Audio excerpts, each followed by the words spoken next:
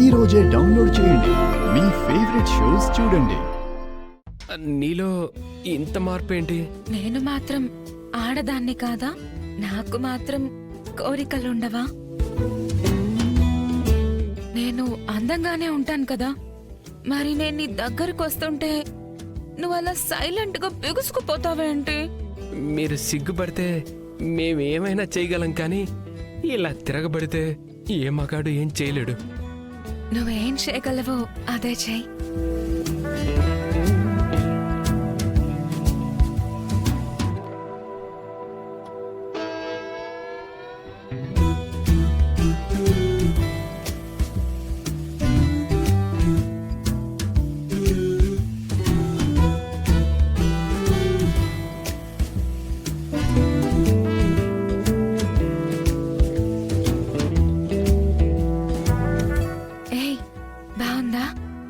చాలా బాగుంది. నేనొక మాట చెప్తాను, కాదన్నావుగా? చెప్పు. నిన్న కాక మొన్న మనకి పెళ్ళైంది కదా, మనం ఈ లైఫ్ ని ఇలాగే ఇంకా బాగా ఎంజాయ్ చేయాలి. అవునవును. హనీమూన్లు, ట్రిప్లు, టూర్లు ఇలా చాలా తిరగాలి. లైఫ్ ని ఎంజాయ్ చేయాలి. బాగా ఎంజాయ్ చేయాలి.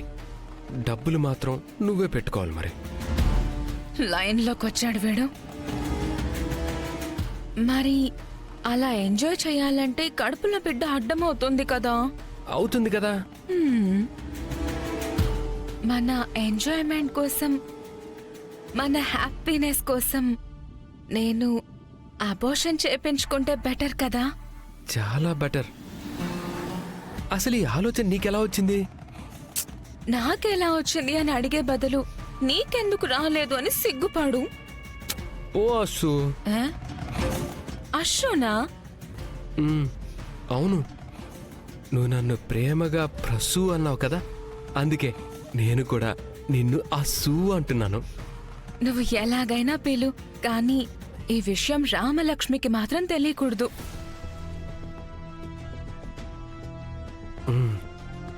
తెలిసిందంటే తీయించుకున్న కడుపు వచ్చేదాకా స్టూడెంట్స్తో కొట్టిస్తుంది. కరెక్టే. తనిప్పుడు ఎలాగో లేదు కాబట్టి ఇప్పుడే వెళ్ళి 2 నిమిషాల్లో మొత్తం క్లీన్ చేయించుకుని వచ్చేద్దామా? అలాగే ఈ అబోర్షన్ విషయం ఇంట్లో కూడా ఎవరికీ తెలియకూడదు. రేపు నీ కడుపు పెరక్కపోతే ఎలా మేనేజ్ చేస్తావు? దెండు పెట్టుకుని మేనేజ్ చేస్తాను. ఆఖరి నిమిషంలో అబోర్షన్ అయిపోయిందని చెప్పేద్దాం. మరి దానికి ఇప్పుడే తీయించుకోవడం ఎందుకు? అప్పుడే తీయించుకోవచ్చు కదా. అప్పుడు తీయించుకుంటే బిడ్డ కంటే ముందు నేను పోతాను. ఏదైనా 3 నెలలలోపే తీయించాలి. అందుకే ఇప్పుడే తీయించుకొని అప్పటిదాకా యాక్ట్ చేస్తాను. మరి నీకు ఓకేనా?